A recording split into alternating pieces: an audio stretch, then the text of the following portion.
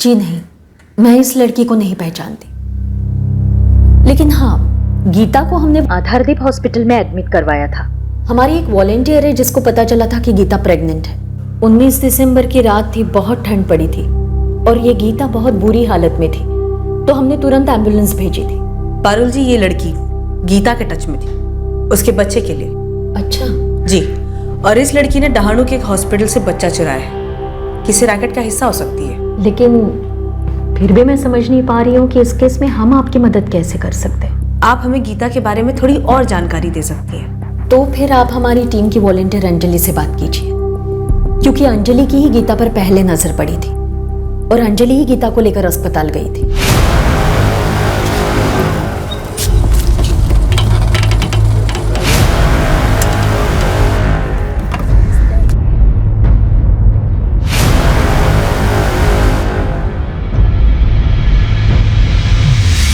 हाय, मैं अंजलि जवेरी। गीता तुम्हें कहाँ मिली थी? यहाँ शिव मंदिर चौक के पास ही पड़ी हुई थी। 19 दिसंबर की रात को देखा था उसे। प्रेग्नेंट थी, कंडीशन भी बहुत ख़राब थी, बहुत दर्द हो रहा था उसे। हम इन दोनों को ढूंढ रहे हैं। पारुल मैम ने बताया मुझे। तो क्या मैडम? नहीं मैडम, मैं नहीं जानती इन्हें। पक्का? पक्का का क्या मतलब? नहीं जानती मतलब नहीं जानती ना। और कौन जानता है इन लड़कियों को? मैम, मैं इन्हें नहीं जानती तो इन्हें जानने वालों को कैसे जानूंगी? तुम गीता को कितना जानती थी? बस उस रात मिली थी, हॉस्पिटल ले गई थी, पर बेचारी बच नहीं पाई। देखो अंजलि, ये दोनों लड़कियां गीता को पहले से जानती थी, तो हो सकता है गीता को जानने वाली शायद इन्हें जानती हो। तो बाकी भीख मांगने वालों से आपने बात की शिव मंदिर चौक के पास?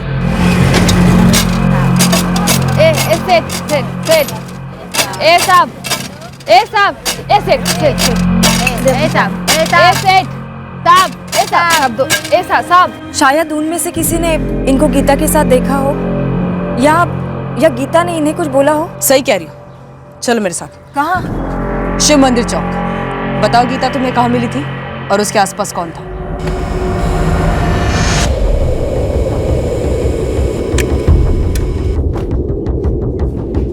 सर, ये वलसाड और सूरत दोनों ही आरटीओ से आए हैं। इसमें GJ और नंबर 46 से शुरू होने वाले सारे स्कूटर के डिटेल्स हैं सर। एक रजिस्ट्रेशन नंबर को अच्छी तरह से स्कैन करना होगा। पता नहीं इनमें से कौन सा नंबर हमारे काम का निकला है।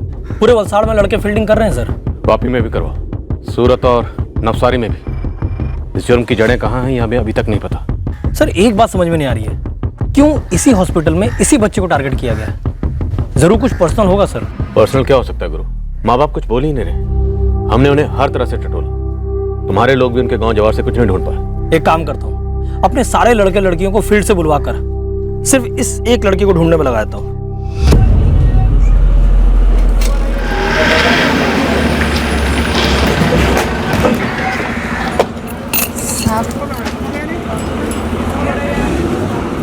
आशा और पद्मा।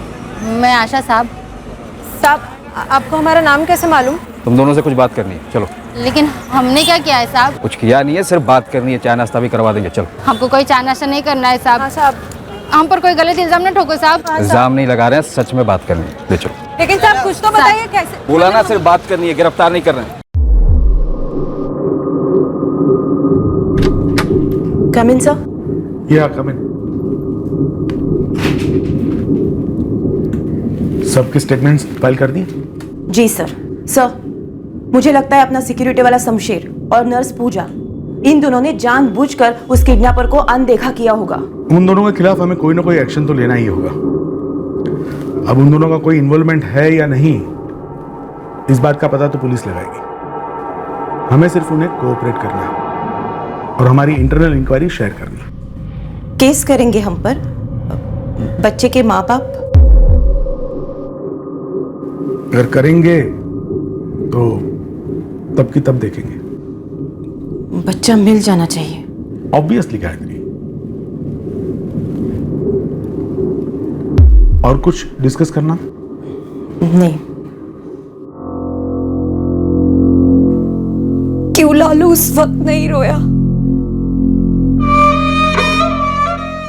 क्यों मेरी आंख नहीं खुली जब वो लड़की हमारा बच्चा उठा कर ले गई?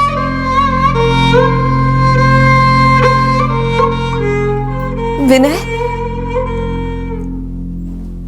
कौन थी वो लड़की? ये कैसा सवाल है नंदिनी? तुम्हें क्या लगता है मैं उसे जानता हूं?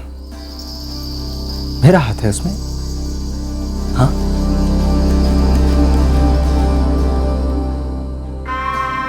अपहरण होता तो फिरौती मांगते ना। फिर क्यों? कितनी सी जान। हेलो, हमारा पोता। हमसे कुछ छुपाया तो नहीं गया है ना? विनय और नंदिनी ने खाना भी मंगाया, पैक करके मिलेगा। ये कौन है? अरे ये, इसको तो कई बार देखा है ना आशा? हाँ। आशा, पद्मा, बात को खींचो मत। एक 4 दिन के लड़के को चुराया इसने अस्पताल से।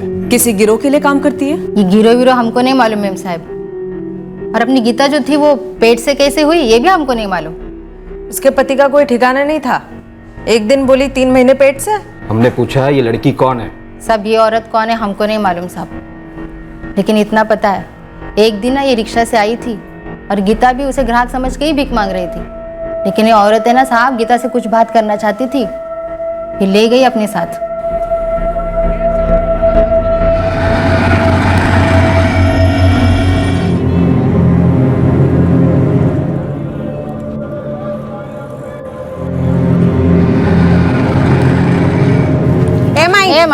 ए माई दे दे, माई दे दे, गरीब की दुआ लगेगी माई। माई दे दे माई, ए माई दे दे ना, ए माई दे दे, गरीब की दुआ लगेगी माई। ए माई हमें भी दे दे, हमने क्या पाप किया है? ए माई दे। कौन थी वो? नाम, कहाँ से थी? गीता से क्या बात हुई, कुछ पता है? ये तो नहीं पता मैडम कि उसकी गीता से क्या बात हुई थी, लेकिन उस दिन के बाद वो रोज आती थी गीता से मिलने। और जब हम नहीं होते ना तब भी वो गीता से मिलने आती थी। कैसे पता? अरे साहब, गीता खुद बताई हमें।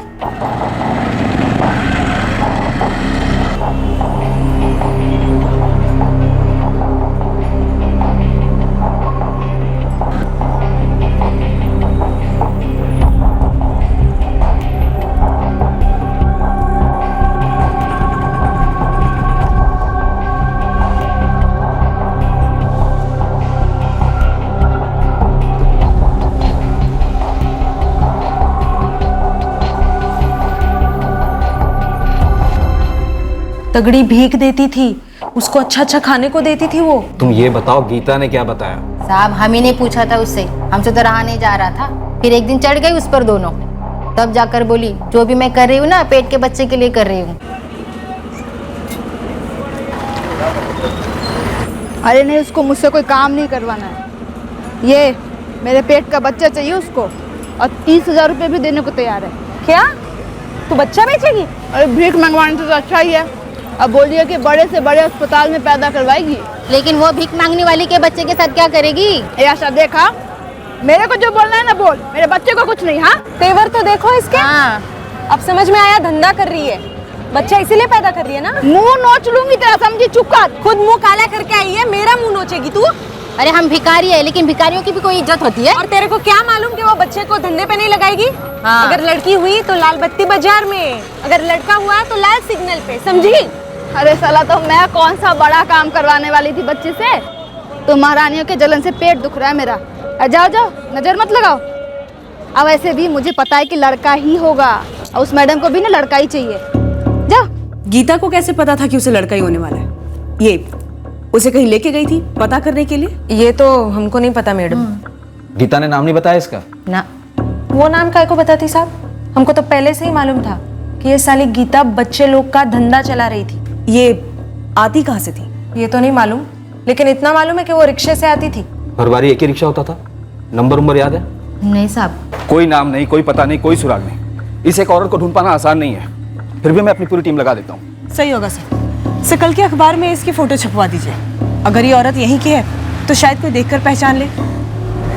बिल्कुल सही। ये दोनों भीख मांगने वाली लड़कियां आशा और पद्मा गीता को जानती थी, और उस लड़की को भी देखा गया था गीता के साथ। पर उसके बारे में कुछ जानती नहीं है। पर यह बात कि गीता को लड़का होने वाला था और उस लड़की को भी गीता से लड़का ही चाहिए था। बात साफ है, वो दोनों लड़कियां किसी मेल चाइल्ड की तलाश कर रही थी। ये दोनों लड़कियां या तो अपने आप में गैंग होंगी या किसी बहुत बड़े गैंग का हिस्सा, जो लोग बच्चे को चुराकर निसंतान जोड़े को बेचते हैं, और उनमें से किसी एक जोड़े को लड़का ही चाहिए होगा। वलसाड़ में भीख मांगने वाली गीता से 30,000 में बच्चा खरीदने वाली थी। गीता मर गई तो यहाँ डहानू से बच्चा चुरा लिया। सर, मुझे अभी भी लगता है कि हॉस्पिटल में किसी अंदर के शख्स की मदद के बगैर बच्चा चोरी कैसे हो सकता है। हमने 3 लोगों की कमेटी बैठाई है सर। हॉस्पिटल के हर एक स्टाफ मेंबर के साथ में डिटेल में पूछताछ की है। आपने भी सबसे बात की है, सबके स्टेटमेंट्स रिकॉर्ड किए हैं। स्टेटमेंट्स हैं अश्विनी जी, पर जरूरी नहीं सब सच बोलेंगे। तो आप बुलवाइए सर, प्लीज कम। लेकिन मैं एक बात बता दूं, अगर हमारे हॉस्पिटल से वाकई में कोई शामिल होता तो मुझे 100% पता चल गया होता। लेकिन लगता है आपको मुझ पर भरोसा नहीं है। बच्चा जब तक मिल नहीं जाता भरोसा किसी पर नहीं किया जाएगा। अश्विन जी, आप पर भी नहीं। स्कूटर पर ट्रैकिंग कैसी चल रही है? एक रजिस्ट्रेशन नंबर के मालिक को कॉल हो रहा है सर। टीम वहां खुद जाकर चेक करेंगे, लेकिन सर इसमें टाइम लगेगा। चितले, अगर इतना ज्यादा टाइम लगा ना तो बच्चा आंखों से ओझल हो जाएगा, हम गोल गोल घूमते रहेंगे। उमर गांव में जो बूढ़ा घूम रहा था उस बच्चे के लिए, उस पर कोई प्रोग्रेस? जी नहीं सर। उस बूढ़े को भी लड़का ही चाहिए था, उन दोनों लड़कियों को भी लड़का ही चाहिए था जिन्होंने चुरा लिया, और यह बूढ़ा भी नजर नहीं आ रहा बच्चा मांगते हुए। सर सांठगांठ उन दोनों लड़कियों में और उस बूढ़े में। मिशन सक्सेसफुल हो गया, बच्चा मिल गया और हवा हो गया। शायद वो लोग यहाँ के थे ही नहीं, कहीं दूर के थे, कहीं बहुत दूर के। चितले, क्या हम इतनी दूर पहुंच पाएंगे? 3 दिन हो गए बच्चा चोरी हुए।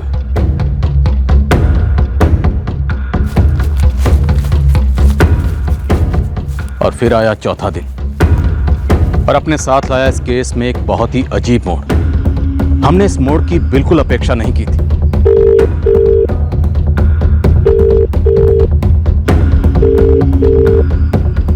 हेलो शर्मा साहब, पीएसआई वाघेला, उमर गांव से। क्या खबर है वाघेला? खबर अच्छी है। आपके दहानू के जेआरसी अस्पताल से जो बच्चा चोरी हुआ था वो हमें यहाँ मिल गया है। बच्चा ठीक तो है ना? जी हाँ, बिल्कुल ठीक है। यहाँ के नर्सिंग होम में देखभाल हो रही है उसकी।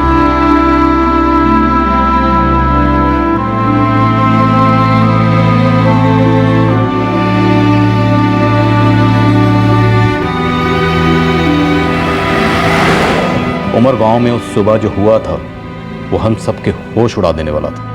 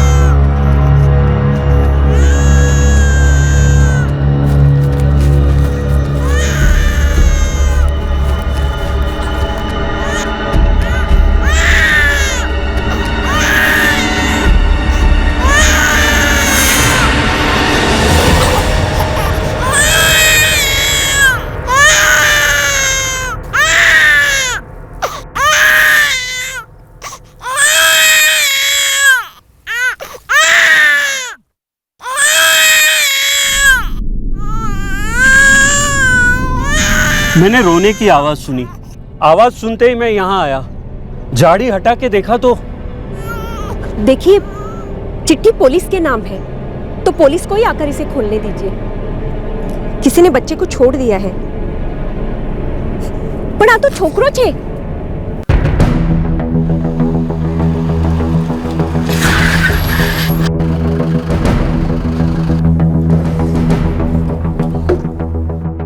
लेटर गुजराती में सर।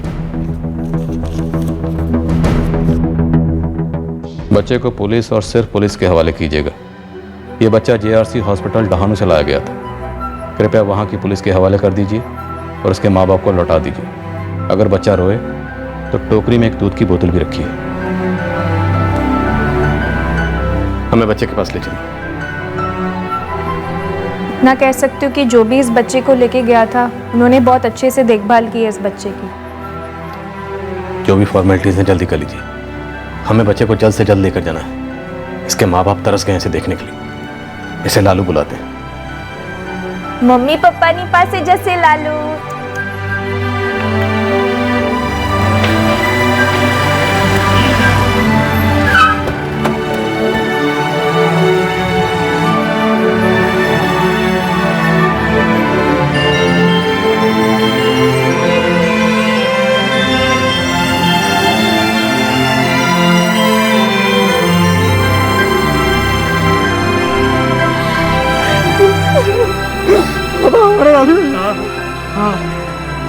बच्चे के पास ये चिट्ठी मिली है, उसमें लिखा था कि बच्चा इसी हॉस्पिटल से चुराया गया था। आपका बच्चा आपको मिल जाएगा, लेकिन उससे पहले कुछ फॉर्मेलिटीज हैं, वो करनी पड़ेंगी। अब क्या साहब? चाइल्ड केयर कमेटी से कोई आ रहा है, उनकी मौजूदगी में आपको आपका बच्चा अधिकृत रूप से सौंपा जाएगा। हमारा बच्चा हम ही को सौंपेंगे अधिकृत रूप से? वो सब नहीं होगा। मैं अपना बच्चा अब किसी को नहीं दूंगी। नहीं। नंदिनी, बच्चा तुम्हारे पास ही रहेगा, ये सिर्फ कागज पत्री के लिए। ये कागज पत्री फतरी ना आप करना मैडम, हम जा रहे हैं हमारे घर हमारे पोते को लेके। चल रहे बिना चल काशीनाथ जी, काशीनाथ, कानूनी कार्रवाई है कि ये बिना काम नहीं चलेगा। एक छोटी सी बात, ज्यादा वक्त नहीं लगेगा, मान जाइए, विनती करते हैं।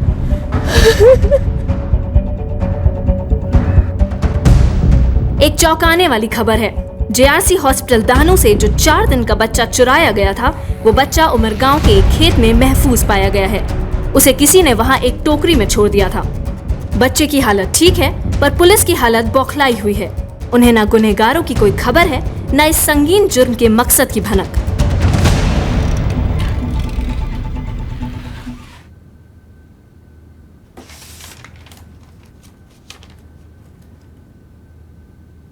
इस टोकरी और कपड़े से तो कुछ खास पता नहीं लग रहा है। और सर ये दूध की बोतल भी बड़े ध्यान से चुनी गई है, लेवल वेवल कुछ नहीं है इस पर। लेटर कंप्यूटर प्रिंट आउट है और गुजराती में, तो इतना तो साफ है कि GJ और नंबर 46 शायद असली हो सकता है। नकली नंबर प्लेट लगाकर गुमराह करने की कोशिश की गई हो, ऐसा लगता नहीं।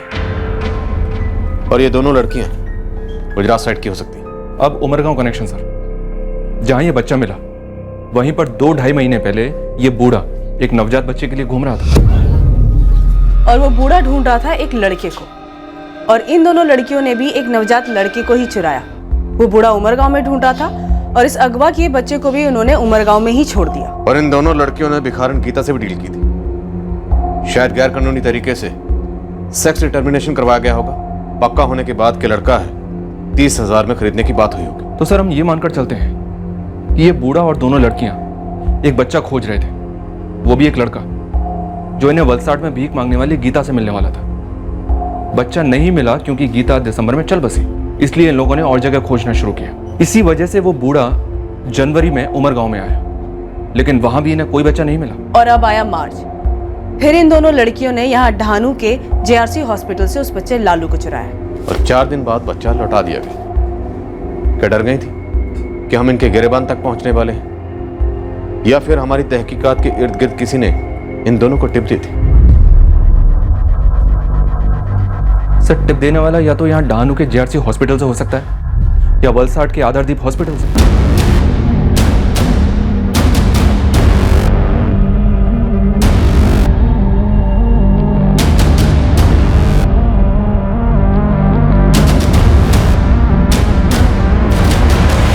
वलसाड, उमरगांव,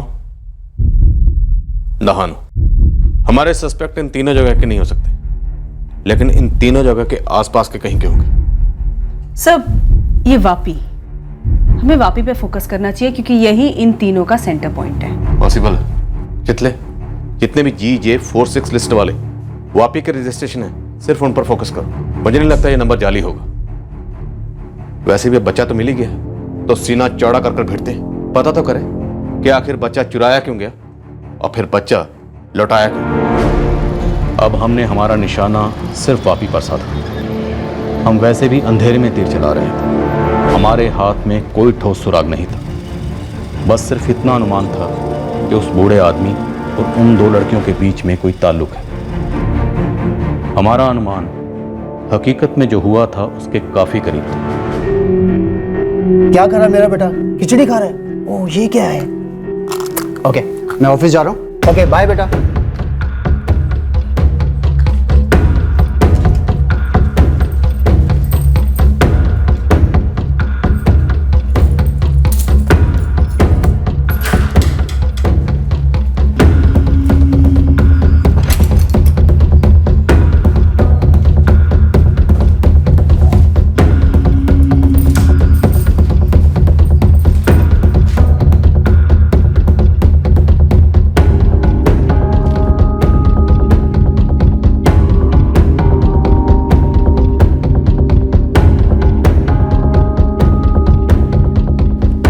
चलो भगवान का शुक्र है सब ठीक ठाक हो गया।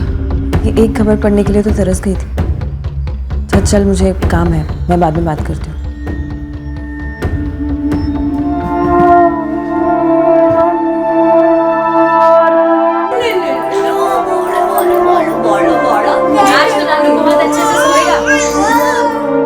बिना कोई ठोस सबूत के बच्चे के अपहरणकर्ता हमारे हाथ कैसे लगने वाले थे, ये एक बड़ा सवाल खड़ा था हमारे सामने। फिर बतौर जवाब हमारे सामने आई एक लीड।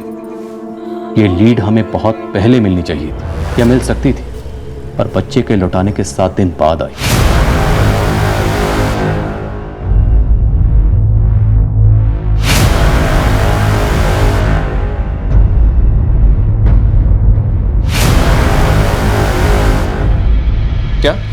क्या नाम बताए? सर सुनील बाग नाम है मेरा। धानू में रहता हूँ और बोरीवली में सर्विस करता हूँ। इन दोनों लड़कियों को या इनमें से किसी भी एक को जानते हो तुम? नहीं सर, मैं इन दोनों में से किसी भी लड़की को नहीं जानता। पर हाँ सर, वो आज मैं ऑनलाइन कुछ पढ़ रहा था तो तब ये स्कूटर नंबर वाली बात स्ट्राइक हुई, GJ46। स्कूटर के बारे में तुम क्या जानते हो? सर मुझे लगता है कि मुझे इस स्कूटर का पूरा नंबर पता है। GJ X146R8। पक्का यही नंबर था? हाँ सर, मेरे ख्याल से यही नंबर था। पिछले 7 दिन से अखबार वाले उस बच्चे के बारे में छाप रहे हैं। पूरे 7 दिन बाद आपकी ट्यूबलाइट जली मिस्टर बाग। अब ये तो आप बोलना मत कि आप न्यूज़पेपर पढ़ते नहीं है। एक्चुअली मैडम नहीं पढ़ता, IT में जॉब करता हूँ ना, तो खाने सोने और टॉयलेट के अलावा पूरी लाइफ ऑनलाइन, यहाँ तक कि न्यूज़ भी। वहाँ एक न्यूज़ आई और हॉस्पिटल का नाम भी, और फिर आर्टिकल में वो नंबर वाली बात पढ़ी, तब जाके ये ट्यूबलाइट चली मैडम। तो ये सफ़ेद स्कूटर तुम रोज देखते होगे? हमारे बिल्डिंग या ऑफिस के बाहर पार्क रहता हो? जी नहीं सर, एक ही बार देखा था। तो ऐसा क्या खास है इस नंबर में जो एक नज़र में याद हो गया? अब आप लोग मुझसे ऐसे सवालात कर रहे हैं जैसे मैंने खुद कोई क्राइम किया हो। सर उस दिन मुझे सुबह अर्जेंटली किसी काम से ऑफिस पहुंचना था। मैं रिक्शे से स्टेशन की तरफ जा ही रहा था कि तब मेरा ध्यान गया, और वो सर मैं सच कह रहा हूँ, वो लड़की उस टाइम स्कूटर के पास ही खड़ी थी, और जैसे ही मेरी नज़र उस लड़की से मिली तो एकदम से झुक गई। तब मेरा ध्यान सर उस नंबर प्लेट पे गया।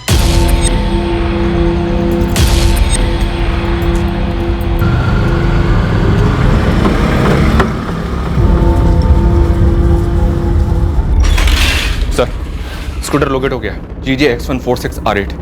किसी कविता जोशी का नाम पर रजिस्टर्ड है। बॉबी का एड्रेस है।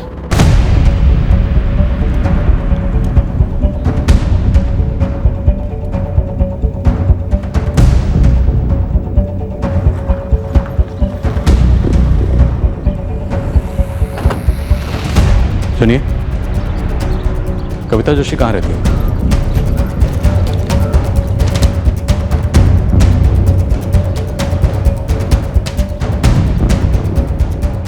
कविता जोशी का घर यही? हाँ।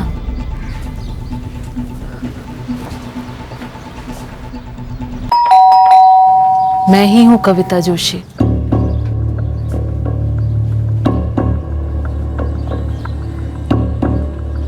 आप कविता जोशी? हाँ।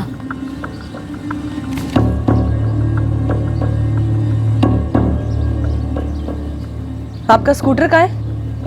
स्कूटर? जी स्कूटर GJ X146R8 इस नंबर की है, सफेद रंग की है। ये स्कूटर जो आपके नाम और आपके घर के एड्रेस पर रजिस्टर्ड है, देखिए इसे। नहीं मालूम।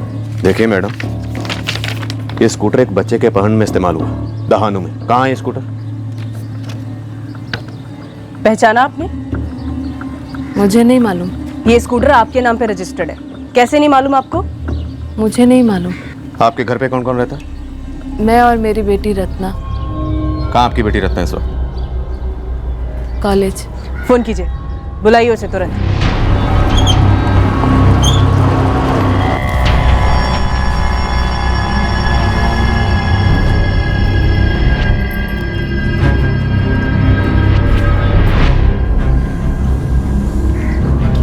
रत्ना जोशी? जी मैं ही हूँ रत्ना जोशी। क्या हुआ सर? ये स्कूटर आपकी माँ कविता जोशी के नाम पर रजिस्टर्ड है, और इन्हें पता तक नहीं। सर वो माँ डिप्रेशन की पेशेंट है, कभी कभी वो ब्लैंक हो जाती है, उन्हें कभी कुछ याद नहीं रहता। लेकिन आप मुझे ये मेरे स्कूटर के बारे में क्यों पूछ रहे हो? ये तुम्हारी स्कूटर है ना? जी। तो स्कूटर पर ये दो लड़कियां कौन? ये मेरी बहनें हैं, स्वाति दीदी और प्रीति दीदी।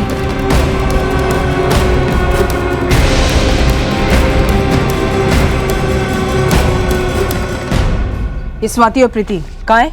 वो वापी में रहती है अपने अपने पति के साथ। रत्ना, तुम्हें पता था ना कि तुम्हारी स्वाति दीदी और प्रीति दीदी ने दहानू से एक बच्चा चुराया था? दोनों बहनों के एड्रेस दो। लेकिन सर उन्होंने बच्चा वापस लौटा दिया था। ऑनलाइन खरीदा सामान है ये जो खरीदा और वापस कर दिया, बच्चा चुराया है। एड्रेस दो दोनों बहनों का, जल्दी।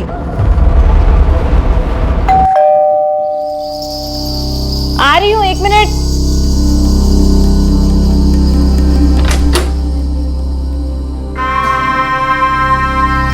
स्वाति भट्ट जी। यही एक बच्ची है आपकी? जी। पते का? दफ्तर में है। बुला लो। बच्ची को ने संभालना होगा और तुम्हें हमारे साथ चलना होगा। हाँ, मैं प्रीति व्यास बोल रही हूँ। बताइए क्या बात है? मैं तुम्हारे ऑफिस के कॉम्प्लेक्स के नीचे ही खड़ी हूँ, जल्दी नीचे आओ। क्यों?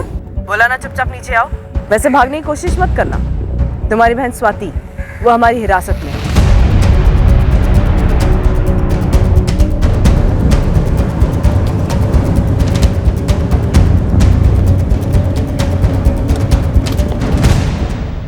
हमारा मकसद बच्चे को नुकसान पहुंचाना बिल्कुल नहीं था सर। तुम लोगों ने बच्चा लौटा दिया, इसका मतलब ये नहीं कि तुम लोगों का जुर्म भी मिट गया। बच्चा किडनैप किया था तुम लोगों ने। नुकसान पहुंचाने का मकसद नहीं था तो बच्चे को उमरगांव के खेत में ऐसे अकेले छोड़ के नहीं चले जाते। कुछ 19-20 हो सकता था बच्चे के साथ। नहीं होता मैडम, मैं वही थी।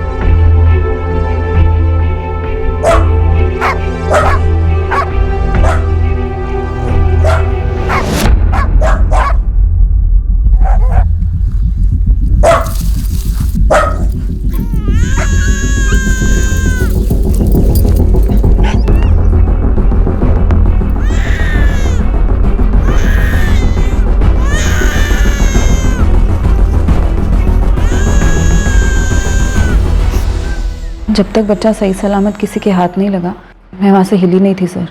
तो ताली बजाएं हम, तुम्हारा नाम किसी मेडल के लिए रेकमेंड करें, राष्ट्रीय ममता अवार्ड। स्वाति, प्रीति, बच्चा क्यों चुराया? उस वलसाड में भीख मांगने वाली गीता का बच्चा क्यों खरीदने की कोशिश की? उमर गांव में बूढ़ा कौन था जो नवजात बच्चे की तलाश कर रहा था, अच्छी परवरिश का लालच देते हुए? कौन है वो? तुम्हारे गिरोह का सरदार? हमारा कोई गिरोह नहीं है सर। ये हमने फर्स्ट टाइम किया था। पूरे 3 महीने से प्लानिंग चल रही थी, या शायद उससे भी पहले? यही बच्चा क्यों चुराया?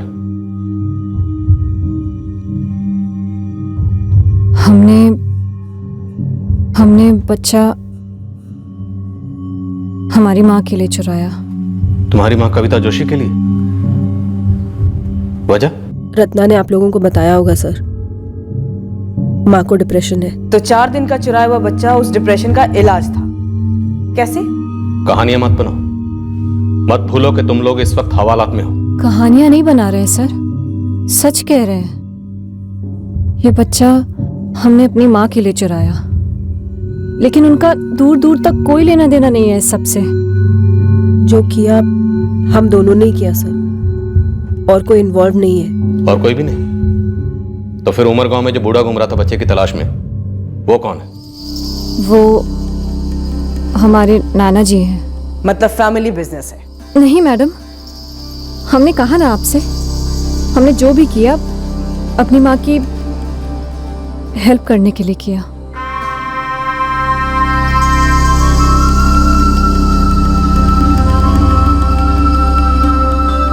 स्वाति, इसमें मैंने कुछ एडिशनल दवाइयाँ भी लिख दी हैं, इससे फर्क पड़ना चाहिए। देखो स्वाति, दवाई अपना काम करेगी, पर गहरे सदमे में है तुम्हारी माँ। उन्हें बहुत ज़रूरत है तुम लोगों की सपोर्ट की। जी समझ रही हूँ, पापा से बात करती हूँ मैं। मुझे उसके साथ होना चाहिए था, उसकी देखभाल ठीक से कर लेता मैं होता तो ऐसा कुछ होने ही नहीं देता। मैं क्या बोल रहा हूं तुम्हारी समझ में आ रहा है कविता? माँ दवाई। बीमार था तो अच्छे से अच्छे डॉक्टर को दिखाते, बन जाता। मुझे तो किसी ने बोला तक नहीं। देखिए पापा, हमसे जो हो पाया हमने किया, सब कुछ किया। और राहुल हमारा भी भाई था, इकलौता भाई। स्वाति दीदी, माँ की हालत अब भी वैसी है और पापा फिर से आए थे। पापा को पता है डॉक्टर ने क्या कहा? माँ की हालत और ज्यादा बिगड़ रही है। एक बार नहीं 1000 बार बताया उनको, पर वो है कि वही की वही बात बोले जा रहे हैं। और मम्मी भी कुछ नहीं बोलती है, उन्होंने सब कुछ अपने अंदर रखा हुआ है, बिल्कुल चुपचाप सी रहती है। माँ की हालत में कोई सुधार नहीं हो रहा था। पापा समझ ही नहीं रहे थे, समझ में नहीं आ रहा था कि हम क्या करें। और पापा भी नहीं समझ रहे थे कि माँ की क्या हालत है। राहुल माँ का भी बेटा था, हमारा भाई था वो। उस रात अचानक राहुल को बहुत तेज बुखार चढ़ा। राहुल, राहुल, राहुल, राहुल, राहुल, राहुल। माँ बैठिए। माँ, क्या कहा डॉक्टर ने? हमने सारी कोशिशें की सर, ऐसा बिल्कुल नहीं था कि हमने ध्यान नहीं दिया, लेकिन अब हमारे हाथ में कुछ भी नहीं था। हमारा भाई चल बसा। हमें भी बहुत दुख हुआ। राहुल पप्पा का लाडला था, माँ का भी, हम सबका।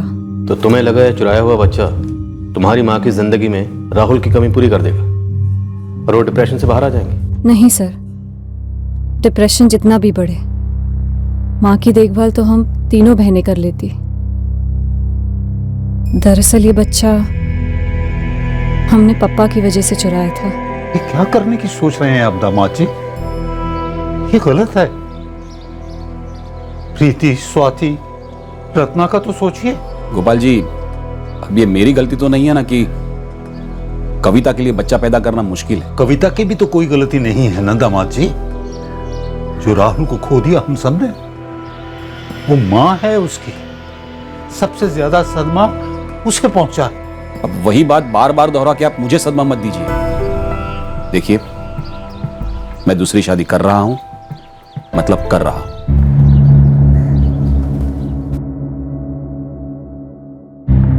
पप्पा के इस फैसले से हम सब हैरान थे। पप्पा चाहते थे कि माँ फिर से माँ बने, ताकि उन्हें फिर से एक बेटा मिल सके। हम 3 बहनों के बाद राहुल पैदा हुआ था।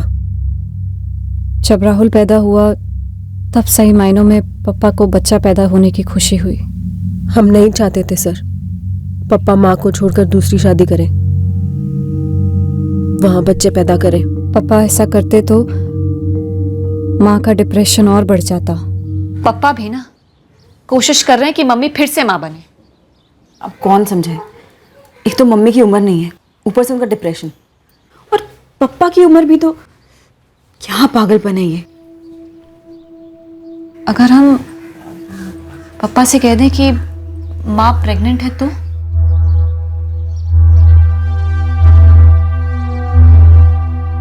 लेकिन दीदी इससे क्या फायदा होगा? और ज्यादा से ज्यादा सिर्फ 9 महीने तक शादी टल सकती है पापा की, उसके बाद क्या?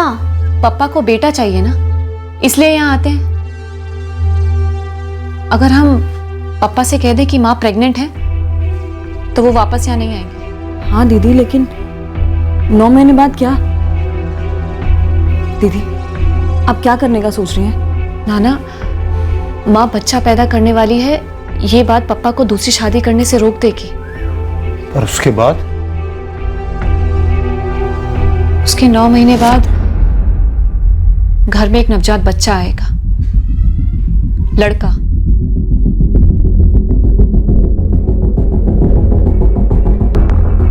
हम पापा से कह देंगे कि माँ ने जन्म दिया है। लेकिन दीदी, हम एक नवजात बच्चा और वो भी लड़का कहाँ से लेकर आएंगे? बच्चा चुराने का प्लान तो था ही नहीं सर। दरअसल हम बच्चा गोद लेने की सोच रहे थे, कोई ऐसा बच्चा जो किसी को चाहिए ना हो। तभी तो सर स्वाति दीदी ने वलसाड में भीख मांगने वाली गीता को ढूंढा, उससे बात की। तो तुम लोगों को पता था कि गीता के पेट में वो बच्चा लड़का था? सोनोग्राफी कहाँ से कराई? मैंने कोई सोनोग्राफी नहीं करवाई। गीता खुद मुझसे बोलती थी कि उसके पेट में लड़का है। अब उसे कैसे पता ये मुझे नहीं मालूम।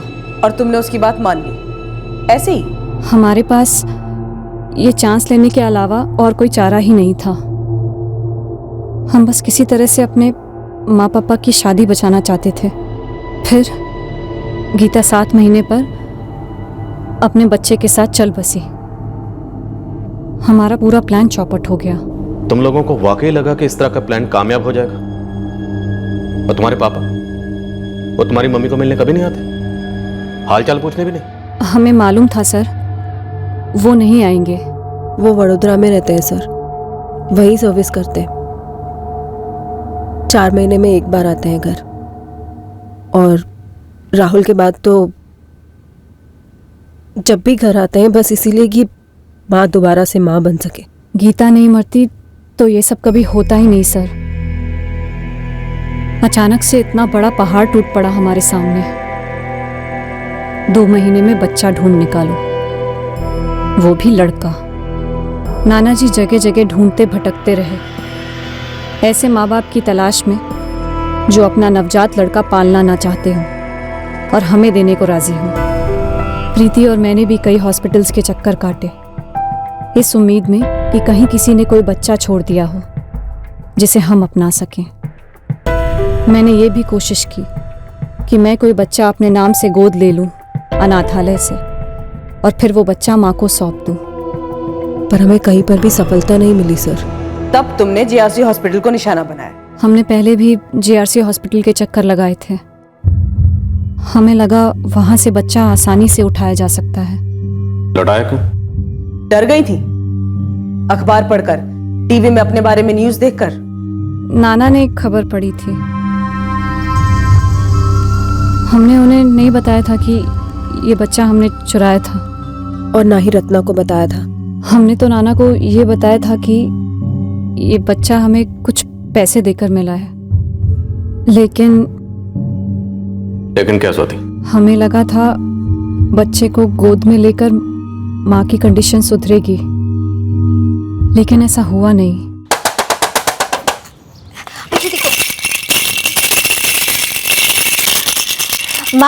माँ देखो ना, आपका बेटा लौट आया। माँ, राहुल लौट आया, देखो इसे।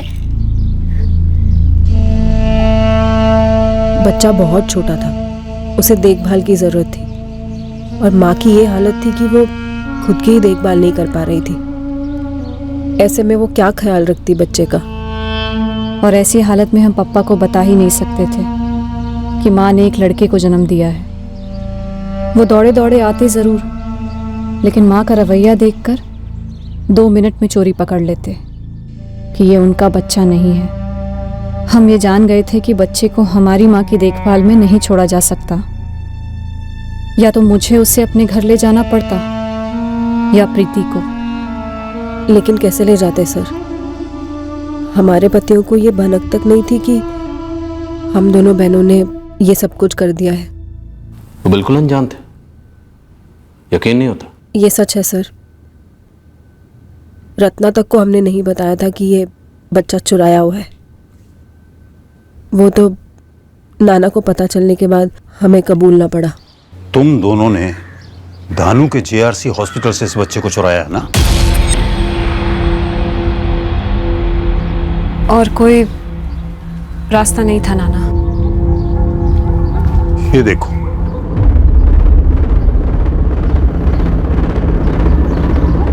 हो सकता है थोड़ा वक्त लगे, लेकिन पुलिस तुम्हारे दर तक पहुंचेगी जरूर। मुझे नहीं लगता तुम्हारी मां इस बच्चे को संभाल पाएगी, और इस बच्चे की वजह से उसकी हालत में कोई सुधार आएगा। बेटा, मेरी मानो, इस बच्चे को लौटा दो। करने दो तुम्हारे पापा को दूसरी शादी, और भगवान से प्रार्थना करो कि दुनिया के सारे लड़के उसी के घर में जन्म लें। लेकिन बेटा, इस बच्चे को लौटा दो। कहीं इस मासूम के मां बाप की हालत भी वही ना हो जाए जो तुम्हारी मां की। हाँ सर, हमने जुर्म किया, संगीन जुर्म किया सर। हमने स्वार्थी नजरिए से सोचा, सिर्फ अपनी मां के लिए सोचा। उस बच्चे के माँ बाप के दुख के बारे में तो सोचा ही नहीं हमने। हमें ऐसा बिल्कुल नहीं करना चाहिए था। पता नहीं क्या सोच रहे थे हम,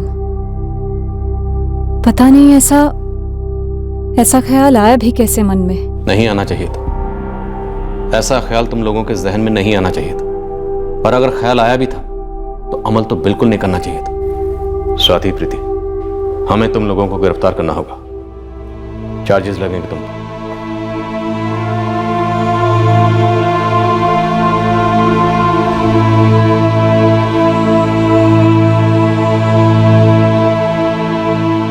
एक सदमे की गिरफ्त से तो निकला नहीं था ये परिवार, जो एक और बड़े सदमे के तले कुचला गया।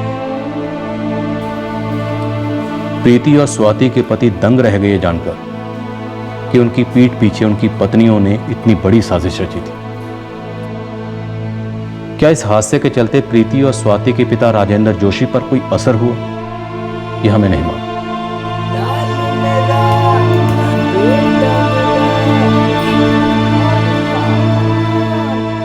बच्चा अब अपने माँ बाप के पास महफूज है, जहां उसे हमेशा से होना चाहिए था। हमने स्वाति भट्ट और प्रीति व्यास पर किडनैपिंग के चार्जेस लगाए। उन्हें कोर्ट में पेश करने के बाद उनकी जमानत हुई। हमने बेल एप्लीकेशन का विरोध नहीं किया।